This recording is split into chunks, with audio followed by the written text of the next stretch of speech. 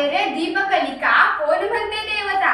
मी तर या स्वजनांच्या रक्षणासाठी लेकीबाईंच्या आतमध्ये ज्याला जागृत करण्यासाठी अवतरलेली साक्षात चौदामिनी, हिंदवी स्वराज्याच्या स्थापनेसाठी प्रकटलेली शहाजीराजे भोसल्यांची राणी जिजाऊ, सिंदखेडचे पराक्रमी सरदार लखोजीराव जाधवांची सोनसळी कन्या जिजाऊ बोलते.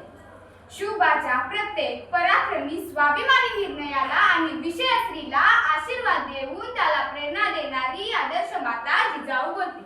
आया बहिणीच्या लज्जेला हात घालणाऱ्या, रांजेच्या पाटलांचा हातापायाचा चौरंग करायला लावणाऱ्या त्या सर्जनशील शुभाची मी जिजाऊ बोलते.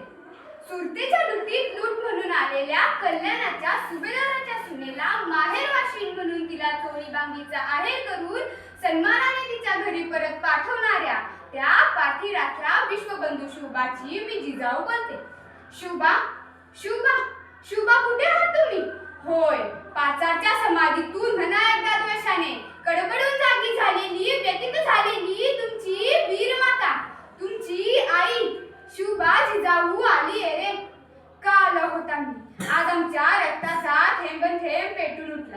लेकीबाईंच्या अब्रूची पायमल्ली होताना आम्ही लज्जेने, दुःखाने, शरमेने, रागाने उभ्या जळतो आहोत. तुमच्या या माय भगिनींच्या आक्रोशामुळे तुम्हाला जाग येत नाही का? हे राज्य हिंदूंचे व्हावे, हे आमचे स्वप्न आम्ही तुम्हाला दिले. हिंदू म्हणजे सर्वांवर मायेची पाखड, हिंदू म्हणजे सर्वांना न्याय, धर्म, संस्कृती, सभ्यतेचा संस्कार, प्रत्येकाला आपल्या कर्तव्याचे भान, हक्कांची जाण म्हणजे हिंदू.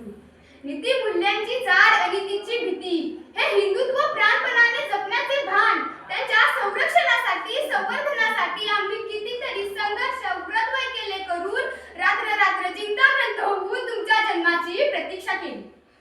जे जे उत्तम, उदात्त, वहन मंगल होते ते सारे संक्रमित करणारी तुझी जाऊसाहेब शुभा तुला साथ घालते. उठा शुभा, आज तुम्हाला समाधीतून जागे व्हायलाच हवे.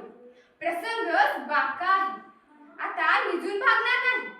आज लढाईवर नाही जायचं, परक्यांवर घारा नाही घालायचा, पण पुन्हा एकदा तुम्हाला न्याय तख्त्यावर बसण्याची गरज आहे शुभा.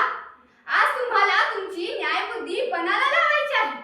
पाहिली तुमच्या कमरेची तलवार कुणासाठी, कुणाला द्यायची असेल? आपल्या श्लोकात आपलीच कामांध, मनांध, पिसाट झालेली, नराधम, पशु झालेली ही आपली कशी म्हणू ही आपली.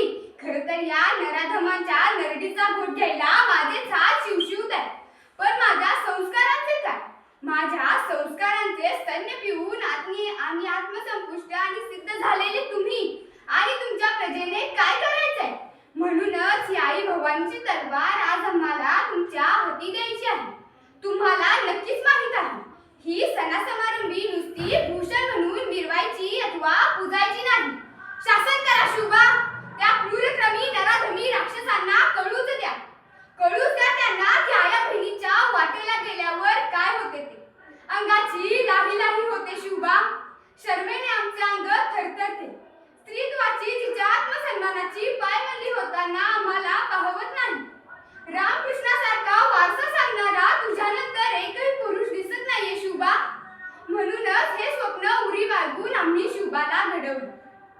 आज आम्हाला फक्त तुमच्या स्मरणात असलेली जिजाऊ मुळीच चालणार नाही, तर तुमच्या आचरणात आणलेली जिजाऊ आम्हाला हवी आहे. जगदंब जगदंब जगदंब. धन्यवाद.